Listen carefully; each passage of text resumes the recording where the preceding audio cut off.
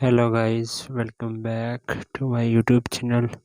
Today I will discuss about how to fix iPhone green screen issue after update iOS 17 on any iPhone. So how to fix this problem? So I will first of all request to my all friends, please subscribe and share my YouTube channel. Press the bell icon for more latest video. So do not waste any time. First of all, fix this issue.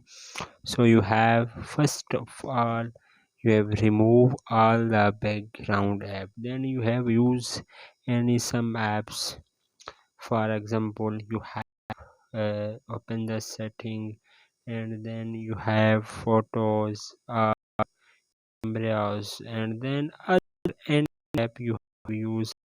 Then you have remove background, then you have remove all from usage. And then first solution is not working there.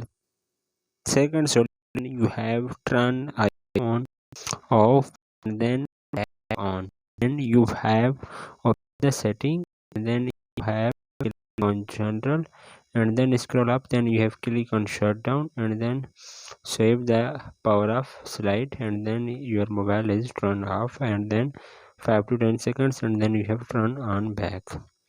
And then other solution, you have reset all setting on iPhone. So you have again open the setting, and then click on general, and then scroll up, then you have click on transfer or reset, click on reset all setting, and then iPhone given a passcode.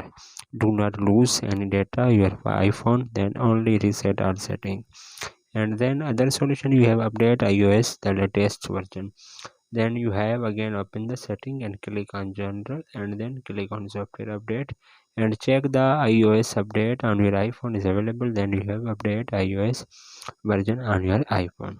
And then other solution, you have reset force restart your iPhone. Then volume up button, volume down button, press the power button. When you see appears Apple logo on your screen, then your problem will be fixed. If there last solution, you have changed iPhone display setting.